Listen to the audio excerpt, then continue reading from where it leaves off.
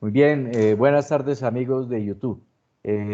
Vamos a continuar entonces con estas polémicas que se procura en lo posible a no hacer mención a ningún nombre en específico, sea entidad o persona, y lo que pretendemos es como debatir y generar inquietud en la gente, ¿cierto? Hay un tema para el cual invité al abogado Juan Felipe Acosta, quien nos acompaña en esta tarde, y vamos a discutir, Juan Felipe, sobre las administraciones de la copropiedad horizontal. ¿Cómo estás, hombre, Juan Felipe? Buenas tardes, Carlos Fernando. Primero que todo, te agradezco por la invitación y yo muy bien. Y bueno, con mucha disposición para abarcar este tema tan interesante. Bueno, Juan Felipe, lo que me motiva en este momento es que en todas las copropiedades, es decir, de acuerdo a la estructura que va tomando la ciudad, que es entonces en conjuntos residenciales, Sí, algunos son edificios y otros son unidades, pero cada vez se van formando como más complejos. Entonces, eh, esto ha hecho que la figura del administrador va cobrando relevancia, pero se va presentando a la vez como una problemática, ¿sí? ¿Y sí. es por qué? Porque estos administradores, o sea, se han encontrado no solo la manera como de administrar varias copropiedades, sino que también han encontrado la manera de, de hacer provecho personal con los recursos de las copropiedades, ¿cierto? Entonces encontramos que empiezan a facturar servicios que en realidad no han prestado, y ellos han encontrado también en el medio, encuentran proveedores de bienes y servicios donde manipulan la facturación, ¿cierto? Entonces, por decir algo, se le dice que van a construir digamos que hay un muro para construir. Entonces ellos dicen, listo, ese muro vale millón, listo, entonces va con la del administrador, bueno, entonces va con 1.300.000, 1.500.000, ¿sí? Y así se van manejando las cosas. De hecho, otra modalidad que se está manejando hoy en día es que cuando se manda a reparar algo, se le dice que lo repare temporalmente y no definitivamente, ¿cierto? ¿Para qué? Para tener una vaquita lechera ahí en el momento. Entonces, constantemente se hacen las reparaciones y se sabe que ahí va la del administrador. Igual Mm. en las compras, etcétera, etcétera. ¿Qué ha pasado? eh, ya tenemos administradores con abogado a bordo, ¿cierto? Entonces, ¿para qué? Para amedrentar a los consejos de administración. Entonces llega el consejo de administración y le dice, bueno, vamos a controlar aquí, vamos a controlar la contratación, las contrataciones, usted trae cotizaciones, nosotros también, entre todos elegimos, etcétera, etcétera. Y ahí mismo salta el abogado y le dice, qué pena, pero es que ustedes ahí están subordinando, ustedes ahí están coadministrando, y la ley dice que eso ustedes no lo pueden hacer, o sea, como consejo. Y Sí, entonces sí. viene la amenaza, digámoslo así, del abogado, donde dice, hombre, es muy fácil que nosotros demandemos, ¿sí?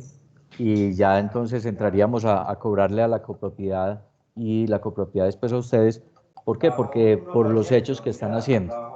Entonces, más o menos estamos en ese panorama, Felipe, ¿cierto? Sí, es un panorama muy interesante, Carlos, y que genera mucho debate por varias circunstancias. Pues bueno, como bien lo dijiste, uno no puede determinar que todas las propiedades son iguales, todas las administraciones, y personalmente tengo la fortuna de estar en una unidad residencial pues con una administración muy buena, pero también uno conoce lastimosamente etapas donde siempre se corrompe mucho el tema de la administración. Y hay dos puntos que yo quería resaltar frente a lo que vos decís. Y es una forma de actuación en la cual el administrador está por encima del consenso general de alguna manera.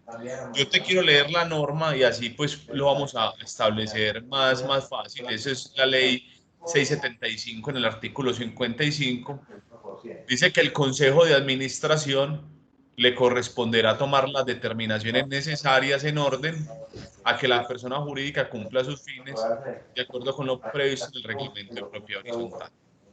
Entonces, hay aquí dos elementos. Primero, la creación de un reglamento de propiedad horizontal, y dice que el Consejo de la Administración tiene que aportar y apoyar para que el administrador cumpla los fines, ¿cierto? Pero pasa que en muchas ocasiones estas personas, estos administradores, muy bien lo decís, entendiendo la argumentación jurídica con que los administradores tienen que trabajar para los fines de la administración, se ponen por encima de un órgano colegiado, que los órganos colegiados están formados para tener más seguridad jurídica, más capacidad de toma de decisiones. Entonces todo esto se pierde. Y al fin y al cabo queda como una especie de dictadura, por así decirlo, donde el administrador es capaz y tiene la posibilidad de hacer cualquier tipo de actuación, generando la capacidad de hacer el evento de corrupción, como bien lo decías, que es algo muy preocupante y que es algo que afecta mucho pues como a todo este tema.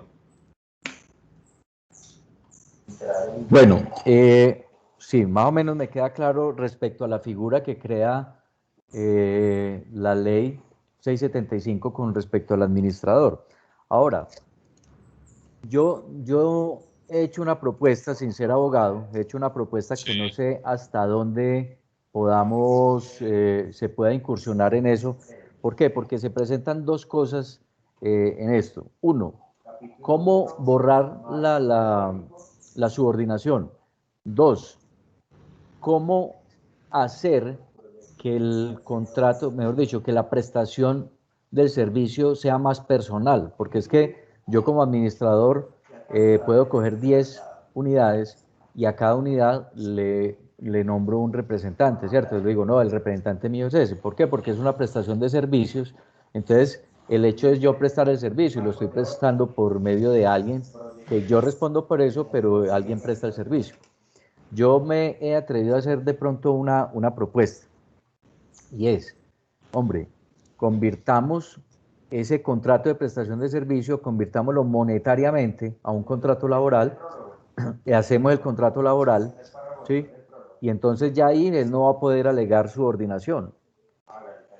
Ahí se ve obligado a prestar personalmente el servicio, que incluso uno puede ser un poco laxo con ellos y decirle, no me cumpla las 8 horas, cúmplame las 7, pues, ¿sí?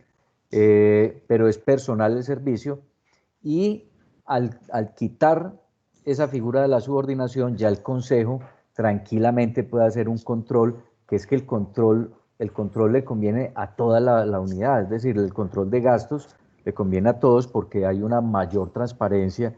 Y finalmente hay que tener en cuenta algo, que en las unidades donde hay consejo de administración, es el consejo de administración el que elige al administrador, no la asamblea. En muchos casos ellos lo tiran como si fuera un error, ¿sí?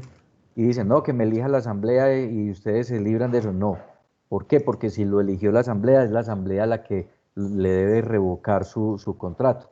En cambio, cuando está en manos del Consejo de Administración, el Consejo de Administración es libre de coger y nombrarlo y también revocarle el contrato. Entonces, yo lo que propongo es una contratación laboral por años, ¿sí? Es decir, cada año se le renueva su contrato y así no vamos a tener problema, porque incluso hay que aclarar algo que yo tengo de pronto muy claro, o al menos en laboral sí me lo enseñó Tito en laboral, en la Antioquia, y él me decía, los contratos nacen y como nacen se deshacen, pero no se convierten. Entonces mucha gente tiene en la cabeza de que un contrato a término fijo de un año, ¿sí?, se convierte en indefinido. Entonces yo digo, no, eso no es verdad. Usted tiene un contrato a término fijo, ¿sí?, y lo puede ir renovando las veces que usted quiera, y lo que sí es que siempre le debe respetar unos periodos de un año. No se puede hacer es por menos de un año indefinidamente. Usted lo puede hacer es por 3 meses, pero la primera vez y luego 3 renovaciones y luego el sí mínimo 1 año. Y por 1 año usted se puede tener esa contratación por el tiempo que quiera. ¿Qué opina usted de la propuesta, Juan? Sí, mira, Carlos, me parece muy interesante y yo no lo había visto de esa manera, pero ahí nos metemos ya en la etapa del derecho laboral. Y mira lo que pasa ahí. ¿Cuál es el problema que vos has dicho? Que llega un mismo administrador y está en 30 unidades, 40 unidades con un abogado y va de manera esporádica, no tiene un control claro y hay veces está por encima de los órganos, ¿cierto? Entonces genera mucho descontento.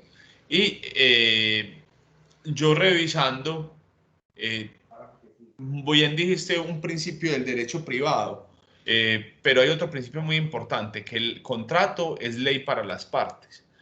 No simplemente tiene que ser la naturaleza, pero también puede ser la naturaleza de un contrato de prestación de servicios sin representación o sin cesión del contrato o simplemente la persona que esté ahí. O si quiere hacer un trabajo ya de una persona vinculada con un contrato laboral establecido, también se pueden llegar a un acuerdo de las partes para definirlo.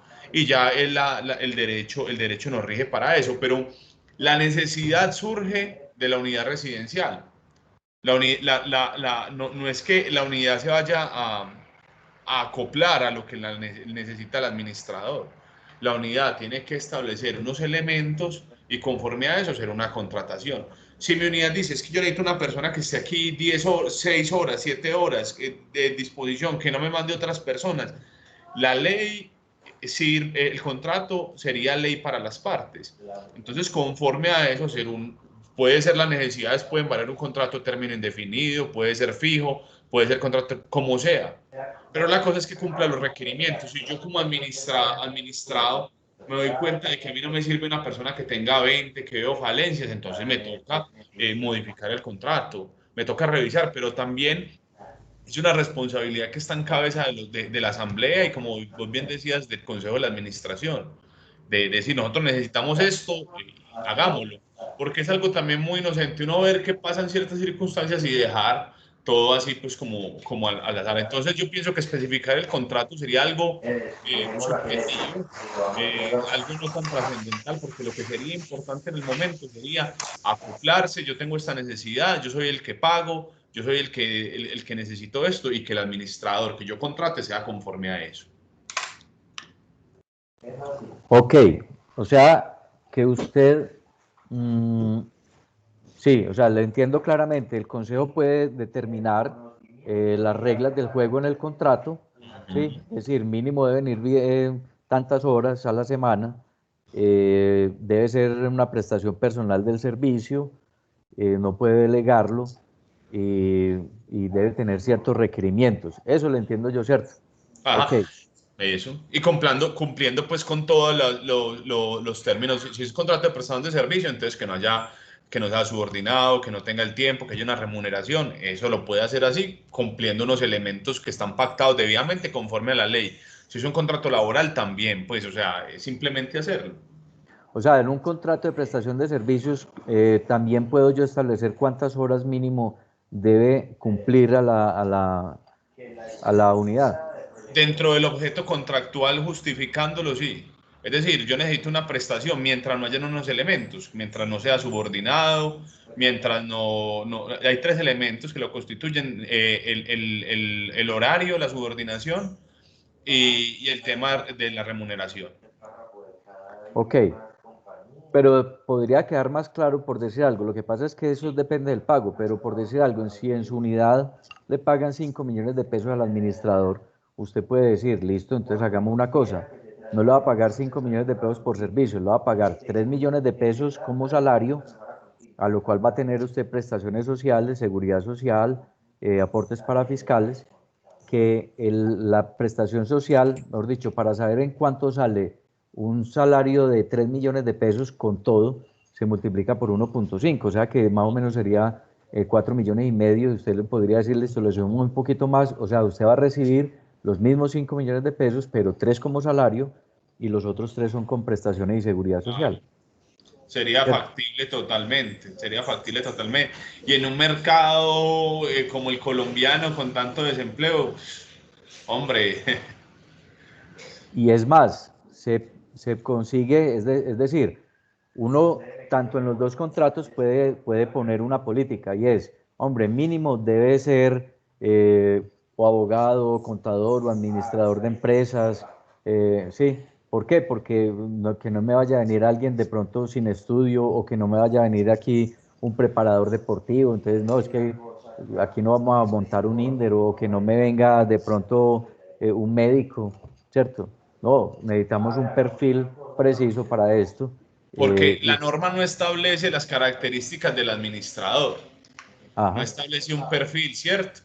Pero ¿qué lo establece? Una necesidad. Entonces, ¿yo dónde voy a determinar el perfil? Según la necesidad que yo recoja. Y ya cuando yo como consejo, que sería el órgano competente, recojo una necesidad, pues si nosotros nos reunimos para hacer un almuerzo y decimos vamos a hacer espagueti, necesitamos pasta. Yo no me voy a poner a comprar frijoles, pues sería ilógico. Si necesitamos a alguien que sepa administrar, que sepa de finanzas, que sepa de esto, no me voy a poner a llevar a una persona que no sepa el tema porque sería un error de plazo. ajá. Ok. Muchas gracias, hombre, Juan Felipe. De pronto quedamos así como concluidos. Eh, Solamente dos preguntitas al final que no tienen que ver con el tema que hemos visto. Uno, aparte del incremento de enero, ¿se le han incrementado más los servicios públicos ahora en estas fechas? Sí, señor, bastante, Sí. Ok. bastante. Lo segundo, lo voy a dejar con una inquietud porque después sí lo voy a llamar para el tema a usted y a otros abogados, y es, ¿por qué es tan difícil prescindir de los servicios de un trabajador de carrera en el Estado? Listo, lo dejamos ahí en la incógnita. Esa está muy buena, esa está muy buena. Dígame a mí. Bueno, Felipe, esté muy Bueno, bien y doctor. muchas gracias. Hasta la Carlos, que te próxima. vaya bien, Esté gracias. bien, listo. Amigos de YouTube, hasta luego y feliz tarde. Que estén muy bien.